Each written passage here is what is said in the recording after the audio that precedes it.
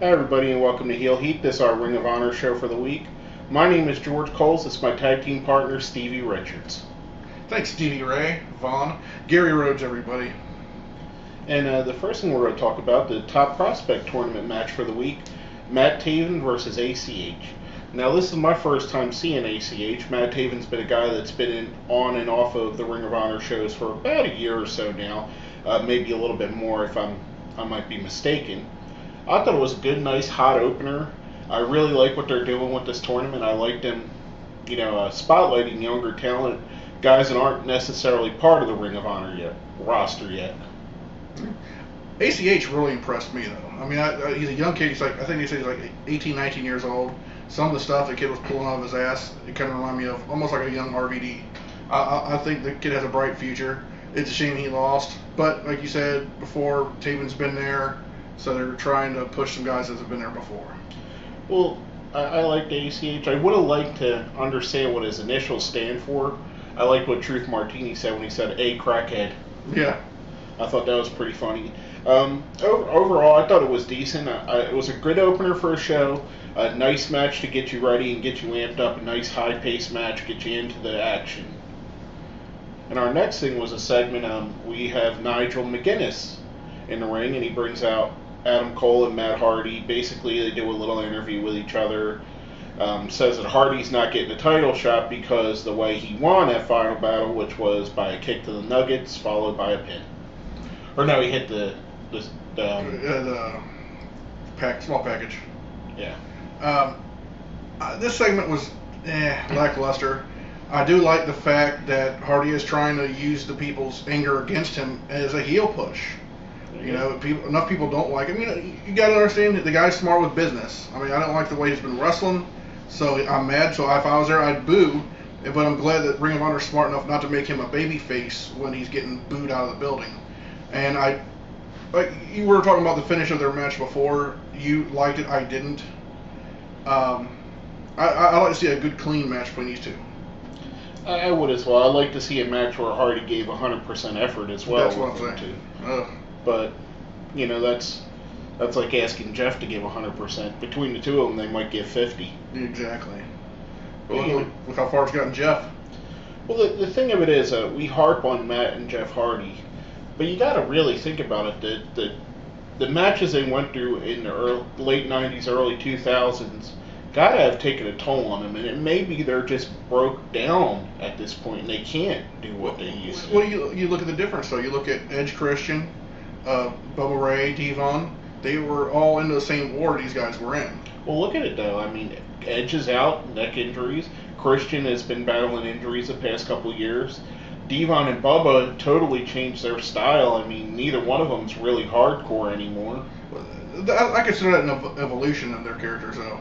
The thing is with Christian and Edge, they never, when they were done, they were done. They didn't rest on their past accomplishments and let everybody else praise them for it, like Matt is.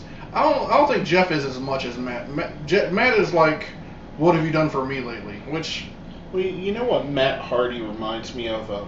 Before ECW was Extreme Championship Wrestling, when they were still Eastern Championship Wrestling, they would bring guys in that were more known from the 80s, like Tito Santana or Greg Valentine, and Snuka, guys like that. And, it brought people to the shows. It really did, because people remember their names. And I think but at that time, you could see that there were so many more people on the roster that were better than them. I think Matt Hardy does bring eyes to the product. And I think when people tune in and they say, okay, I'm going to watch Matt Hardy. Matt Hardy Jannetty. He's the Jannetty of the family.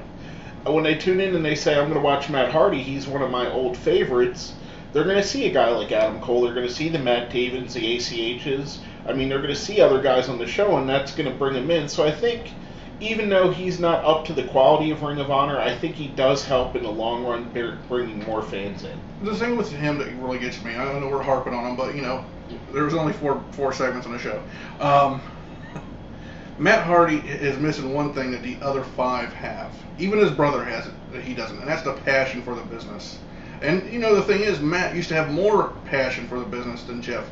I think I'm more disappointed in Matt than anything else. You know, if you lost a love for the business, then find something else. Do accounting. Do something else. I mean, you talk about all the money you got saved up. Do something different. Yeah, exactly. Now, speaking of different, Ring of Honor went in a different direction this week. For the first time in a while, they had the Women of Honor on the show, and we had a new women's wrestler to Ring of Honor, Athena, versus Mischief. I thought they were excellent. Mischief has been a mainstay. She's someone that whenever Ring of Honor does women matches, they bring her in a lot. Really good wrestler, technically sound. This Athena looks kind of like Jazz is what she reminds me of. Kind of powerhouse, you know, along the lines of a Jazz or a Beth Phoenix kind of wrestler.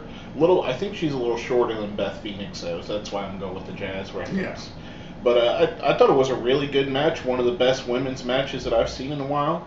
I liked the move that Mischief hit at the end, kind of a second rope pedigree almost sort of move. I don't know what. Pepsi plunge kind of. Well, not exactly. It was more like the original. Remember the original pedigree where he drilled their head in? Yeah. It was more like that than the newer pedigree where the knees hit first. Okay. I thought it was a good match. What did you think of it? I was impressed with it. I honestly think that was the best women's match of the week. Exactly. So, and I think these are definitely two ladies that are willing to go out there and hang, and they don't look out of place on a Ring of Honor show, which is a lot to say about women's wrestling, because usually women's wrestling is a little bit of a step down for men's. Not harping on it at all, not trying to berate it, but a lot of women's wrestling is about the looks more than the substance, and this match was, they had looks and substance. Neither one of them were bad-looking women. No. Which, you know, that's what more companies need to do, is look at this and go, we can have women's wrestlers that are attractive and can wrestle. Well, if you want to watch modeling, you watch America's Next Top Model. You want to watch wrestling, you watch wrestling. I want to watch wrestling, so I want to see what that's the product I'm watching. That's what I want to remain watching. Exactly. And then we had, after the women's match, which Mischief won, we had our main event of the night, Scum against the Briscoes and Coleman and Alexander. Now, Scum was in full force. We had Kevin Steen, we had Rhino, Steve Corino, and Jimmy Jacobs. And we had the Briscoes and Coleman and Alexander. I thought it was a good 8-man tag team match. I liked the pacing of it. I liked the spots they were hitting. I liked the end where they were pretty much having Rhino destroy all the other team, and then Kevin Steen comes in, and before Rhino could gore, I think it was Alexander, he hits a package pile driver on, gets a quick win, and walks away. And then they play it up as there might be dissension in the ranks of Scum. I see where they're kind of going with that. I mean, I like it. Maybe they're trying to break Kevin Steen away from Scum and make Scum a different entity altogether, because he doesn't need them. No, he's enough over right now. I mean, he's the most over guy in that company. He's probably, in the business today, he's one of the most over guys, and for almost an indie guy. Yeah. The one thing that bothered me with the match, and I like the match, don't get me wrong, I thought it was a hell of a match. It was more towards the end of it, it almost was like a jobbers match with the Briscoes and Coleman and Alexander, which I wouldn't have put the Briscoes in there against them. I mean, it's a marquee match, it's great for main event, but you could have put another tag team in there and just let that same outcome happen, and it wouldn't have hurt the tag team champions of the world. I get what you're saying, but they could always play that off as these guys never teamed together before. Yeah. And plus, Coleman and Alexander took the pin, so one of them didn't take the pin. So exactly. I understand it. I mean, I thought it was good. I mean, overall, I thought it was a good show. I thought, what they did with this main event, it was a good television main event. It gave us a look at basically 8 guys that are part of their main event scene, either in the tag teams or in the World Championship. I liked the added Jay Lethal on the commentary. I liked what he was doing with that. It's with an hour show, they kind of got to do some of these matches like this just to get the boys seen on TV enough. It's not like Raw where you got 3 hours and you can put your whole roster out there. You got a certain amount of time and you got to get these guys in here. So we got to see in this show, we got to see the TV champion, the world champion, and the tag team champions. Yep. Which is unlike other shows that the world champion's away from. He's in Hollywood or somewhere. somewhere, filming or something. Hanging and banging. Hanging and banging, brother. Anyway. Or we could be in Europe and the champion could be in America.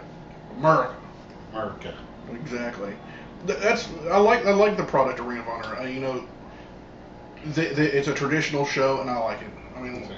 What would you rate it? Oh, sorry. Go ahead. Well, I would give this a solid 3. I've seen better Ring of Honor shows and I've seen worse Ring of Honor shows, and this was right middle of the road. There could have been better, could have been worse. Like I said, I think I put it as a solid 3. You know what? I'm gonna agree with you on it, and I think that's probably the lowest we've ever rated a Ring of Honor show since we've been doing the show. Right. But it wasn't, like I said, it wasn't a terrible show. It really left a lot to be desired. The main thing is, like you said, all the champions were on the show, which is impressive, and which probably helped it a little bit for me. But I do think this wasn't the best effort that we had from a Ring of Honor show. Not saying it was a bad show, but it wasn't the best of the shows. No. But basically, that's all I got to say about that. Is there anything you need to add? That's it. My name is George Coles. I'm Gary Rhodes. And this has been Heel Heat.